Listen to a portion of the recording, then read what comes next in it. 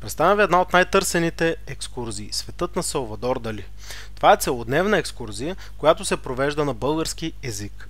Салвадор Дали е явление не само в света на изкуството, а и в обществения живот на 20 век. Около него винаги витае една мистерия. За едни гении, за друг луд, то той завинаги ще остане загадка от друг свят. Салвадор Дали е символ на сюрреализма, както и образ на родната си Каталуния. По време на екскурзията разглеждаме театърът музей на Салвадор Дали в Фигерас. Той е построен под негово ръководство и е творение на изключителното му въображение. Салвадор Дали е имал една муза, жената на живота му Гала. Обещава и замък и изпълнява обещанието си. Посещението на замъка Пубол ще ви впечатли с нетрадиционен стил, идеи и ексцентризъм. Градините в замъка и до днес са недокоснати от времето. Фонтанът е изграден като древногръцки храм с две кариатиди.